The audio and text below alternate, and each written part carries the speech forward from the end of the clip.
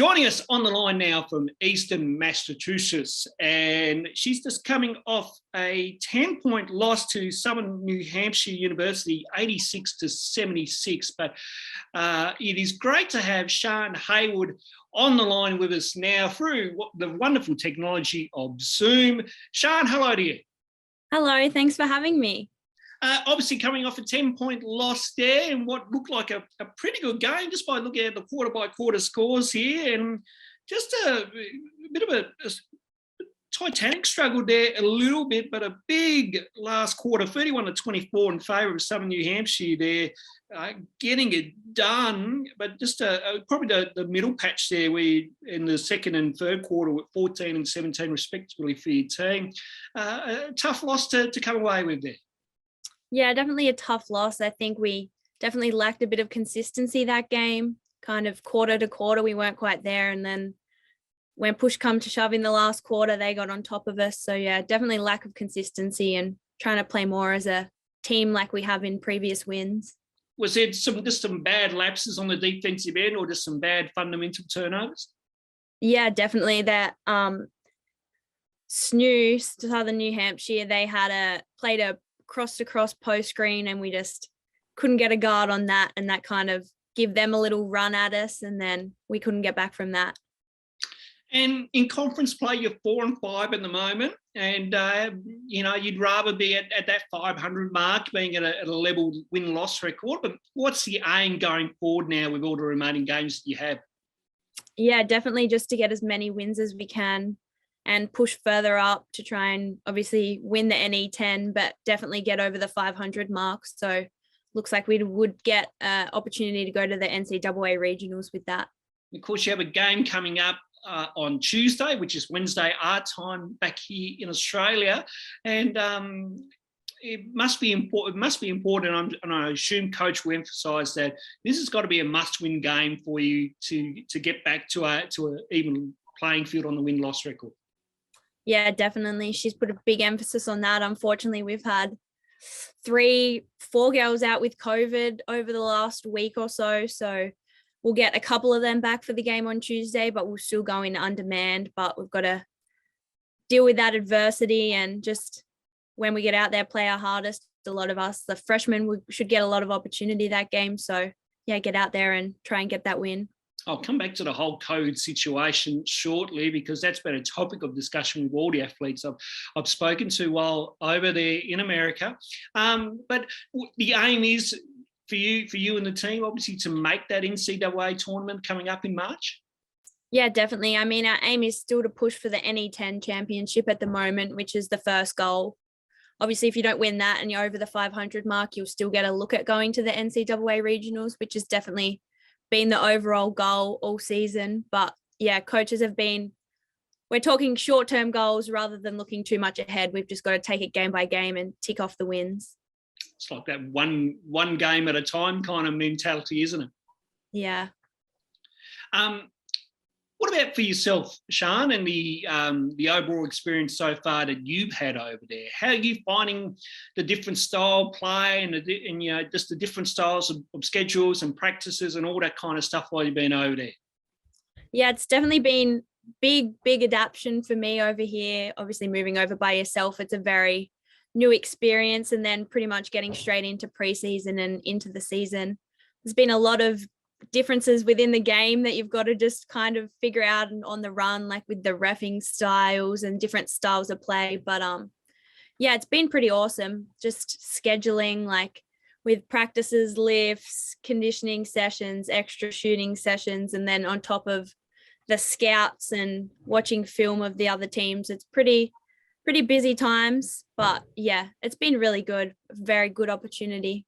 Is it a baptism of fire as far as the whole kind of, you're preparing for games differently compared to obviously back here at home where there's a little bit of preparation, but probably not as full on of what it is over there? Yeah, definitely. We're watching the 2 games before we play. It's fully focused on the upcoming team we've got. And then pretty much you play that team and the next day you're already on to the next with film and scout walkthroughs. So yeah, definitely a lot of preparation goes into it. And how are you finding the school life over there as well too? Not obviously you're there for the basketball, but also too you're still continuing on with your education. How have you found adjusting to school life and basketball life, and then juggling that to get a good balance? Yeah, it's been pretty good so far. I mean, have to be very good at looking ahead and scheduling, putting stuff in where I can get all my homework and things done. It's definitely a challenge to fit it all in, but you've got to do the school, and I love the basketball, so make it work. Does the team have any kind of tutors or anyone on staff there that are able to help you out, especially if you're on the road and you're not back at school, so to speak? Yeah, definitely. We have heaps of tutoring available, and as freshmen, we have study hall hours where we have extra time where we have to go and check in with coach and have certain hours where we're there studying. So that's really good to keep us accountable, but also to help us get that work done before it needs to be.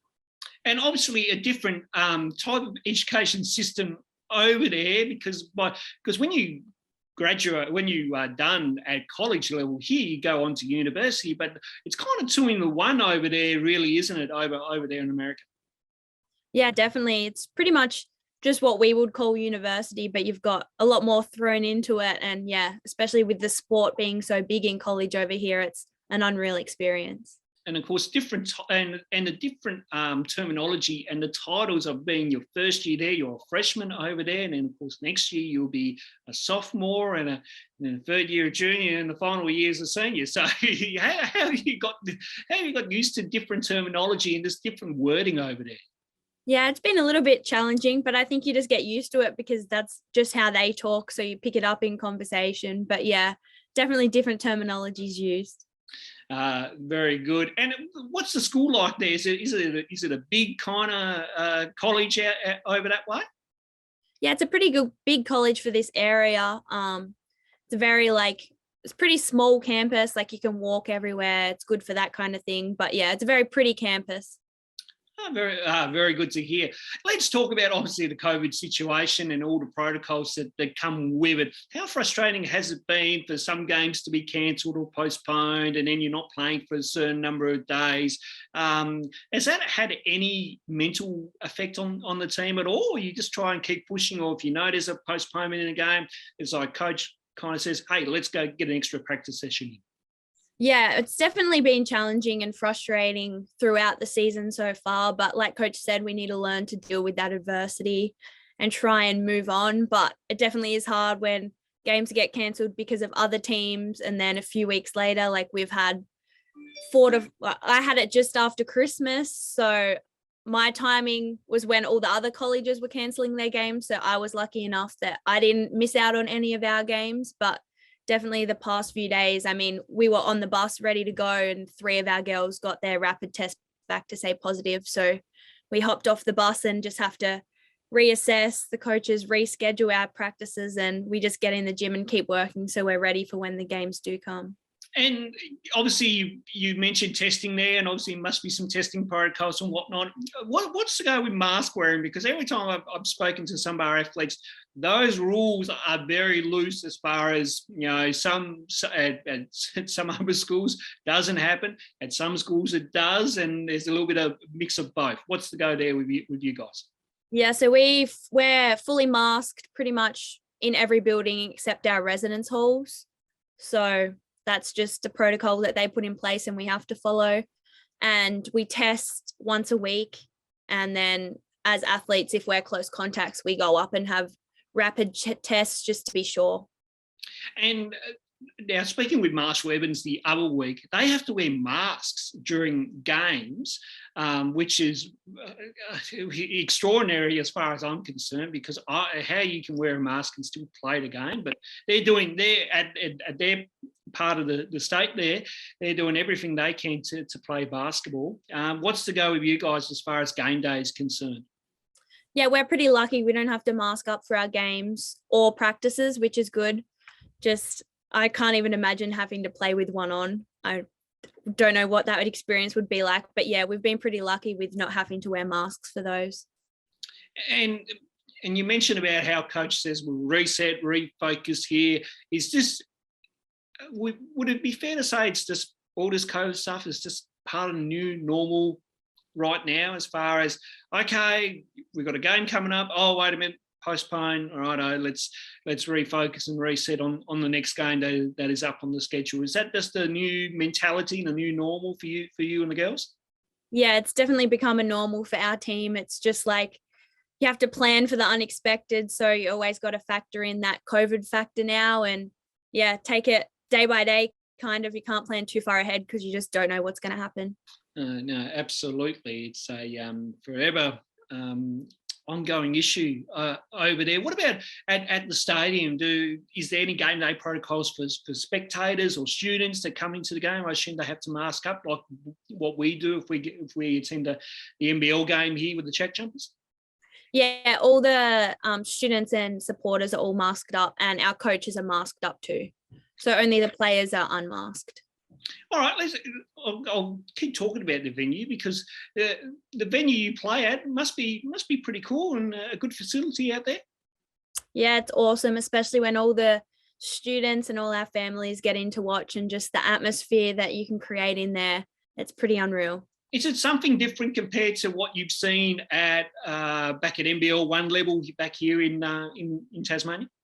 Yeah, definitely. I mean, the crowd is a lot louder over here, and the students do get really into it. So it's been a different experience, but you've kind of just got to learn to block that all out and just focus on the game. Yeah, it's a good point that you mentioned there with blocking out. Obviously, speaking to Rain, and they have a massive student section there at Charleston.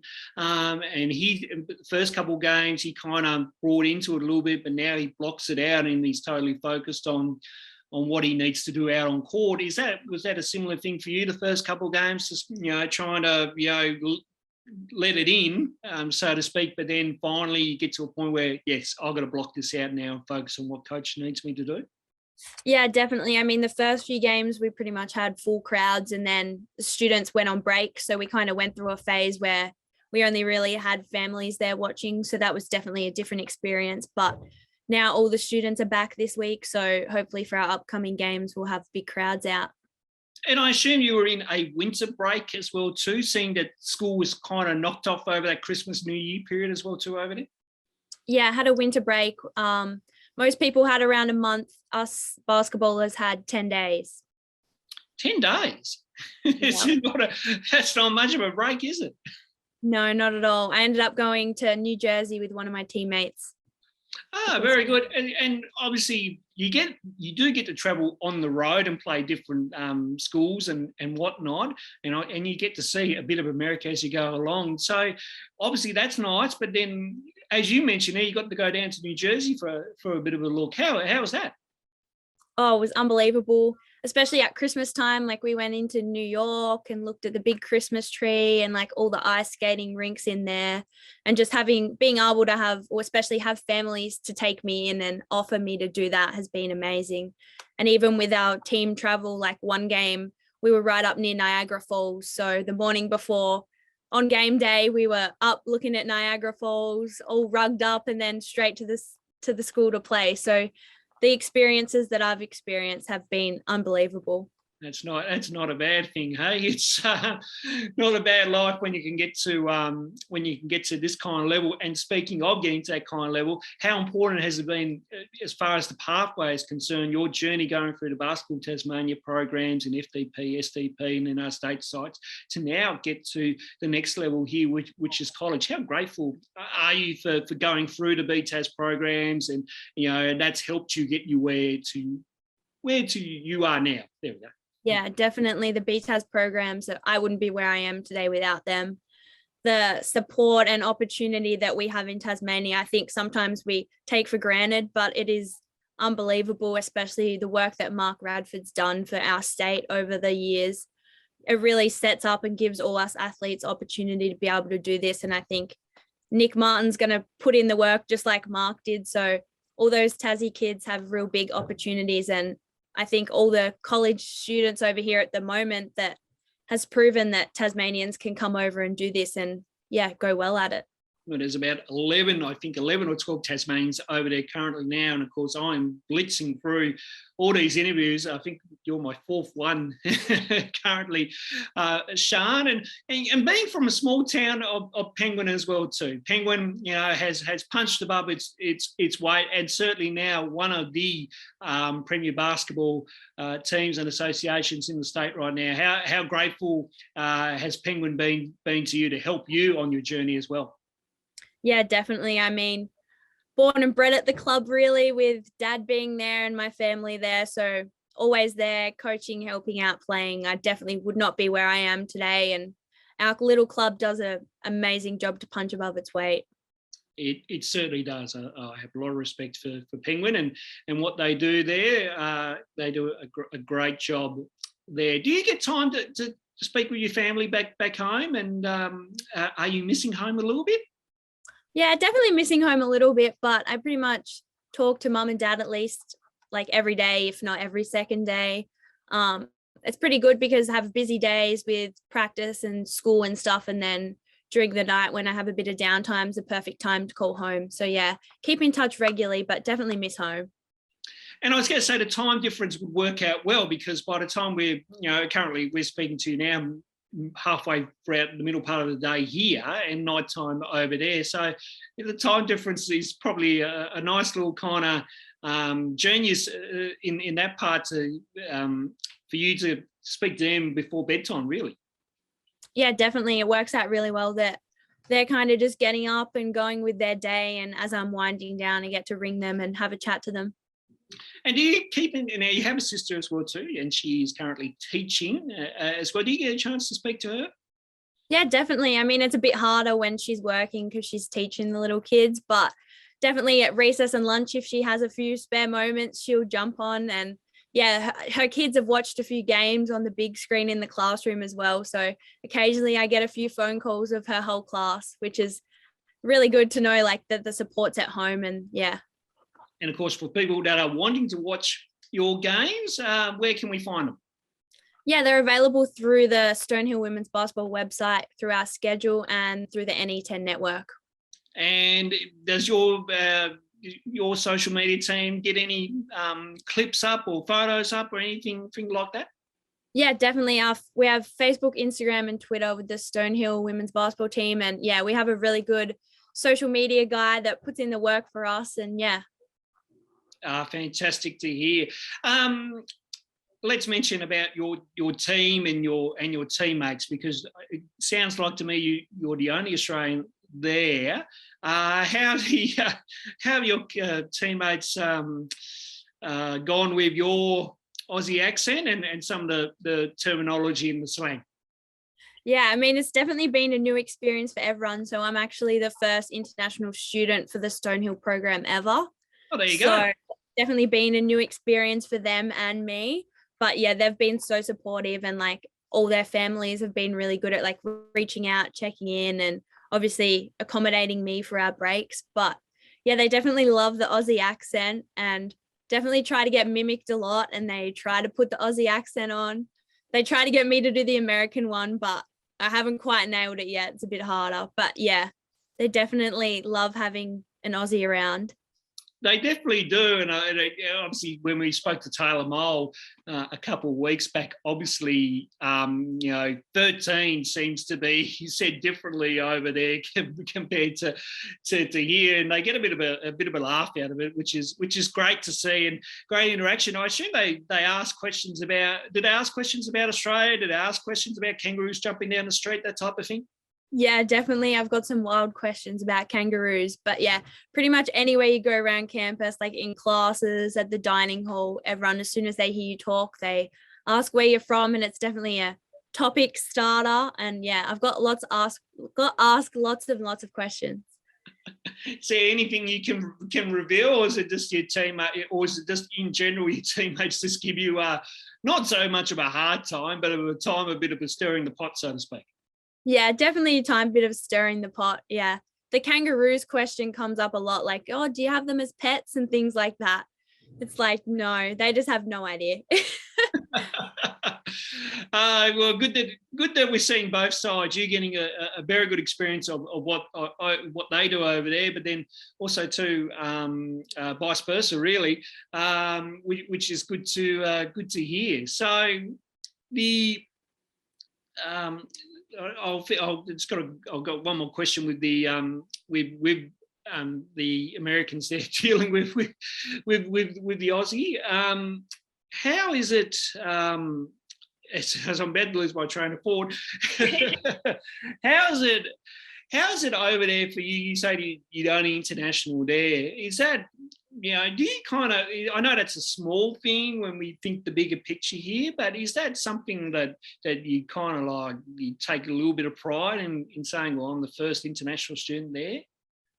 Yeah, definitely. I think for the women's basketball program, it was a big step, and you had a lot of people were very fascinated with it. But yeah, I'm definitely take a lot of pride in being the first international student recruited into the program. And of course, and we should talk about your coach as well too. I did a bit of research around her, and she's been around the traps for quite a while and achieved quite a lot. Now, what did she see from you in saying we'd like you to come to this program? Yeah, I mean, she definitely just said she liked the way I played and got after it. And she's been here. It's her 21st year this year, and they've been very successful in the past. So she really just wanted players that she knew what she needed in the team, obviously through her history in the program. And yeah, she's recruited 3 freshmen this year, and hopefully we can start to get it done. Hopefully so. I'm hoping she watched some of the games on our West Coast Ball Connection YouTube channel, seeing that we covered State League quite a bit. And of course, the NBL 1 South competition gets well covered as well too. So I assume she would have had eyes on something. Or did you guys send through game tape to coaches that were reaching out to you? Yeah, I definitely had. Damon Kingshot helped me a lot. We had a few highlights and games from nationals, a few women's games, State League games that we got sent around. So yeah, definitely grateful to have all that footage available. Very, very, very good. And how you found your coach? You mentioned it there has a very good resume, but how hard does she work you and the teams in training and games? Yeah, she definitely is a tough coach. She pushes us. There's no days off. Like every training, we're in there to get better. But I guess seeing her history within the program of the women's basketball team, you can see how successful she's been, and really she knows where we need to be, and she pushes us to be there. So we're pretty lucky to have her push us. Hopefully we start to see the rewards. Is it fair to say that she has a very old school mentality, which, probably in the modern day coaches, we probably don't see enough of to a degree, obviously just with the change of the evolving game, so to speak. But does she just have that, as I mentioned, that old school mentality to really, push the team to what it needs to do? Yeah, she definitely does. I think all her history and experience within basketball, she's got a lot of knowledge that she shares with us, but definitely, yeah, has the old school mentality of pushing us as hard as we can go. And of course, with the team and whatnot, I know you're together for road trips and whatnot, but do you try to get together, go out for dinners, or, I know it's tough with the COVID environment, but do you try and all get together and try to, bond a little bit and get to know each other a bit more? Yeah, definitely. Our team we've spent lots and lots of time together, especially with our games being cancelled some weeks. We still get together, practices, extra shooting sessions. We'll go hang out for dinner after dinner. But yeah, they've been really good. We've been pretty tight group this year, and I think that's starting to show on the court, the chemistry that we're building. Fantastic to hear. Now, let's have a look here in the background. You've got the Tasmanian flag there. It's lovely to see the Tassie flag. Actually, it's rare to see the Tassie flag because usually it's the Australian flag that everyone brings. But it's nice to see you brought a little bit of home with you. Yeah, definitely. I've got my Tassie flag and my pictures of home hung up in the background just to have that little bit of sense of home, evident in my room. Yeah. And I know some of the others have had either their jerseys from their state jerseys or the NBL 1 jerseys, respectively, hang on their walls. And for you to have that Tassie flag and the photos, is it nice just to remind you of how far you've come, but the journey you've been on?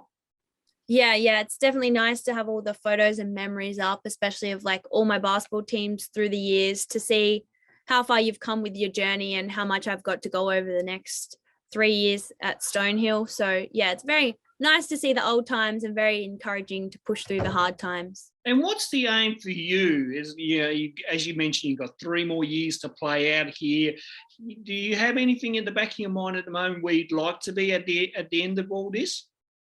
I'm not really sure yet. I think at the moment I would plan to head back to Tasmania and catch up with my family and friends, maybe try and play WNBL, go through that pathway. But I mean, definitely a lot can happen in the next 3 years. So got to make the most of any opportunity that gets thrown my way. So at the moment, probably plan to come home, but you just never know. It's a question we'll keep asking you every year when we do these yearly chats, Sharn, and we'll see if it changes from one year to the next. That is for sure. How are you finding the weather over there? I know we were talking before we started the whole interview thing here, and apparently it is that cold over there, where I've said it's a beautiful 28-degree day here in Hobart.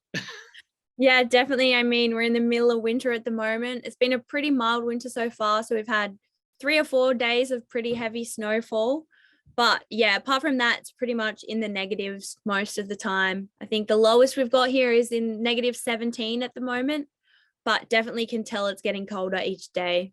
And have you experienced the snow? Is that something new for you? And so you walk outside, it's like, oh, it's white snow. What's going on? Yeah, it's definitely a very new experience, like waking up in the morning and like looking out the window and we've got like 2 or 3 inches of snow outside.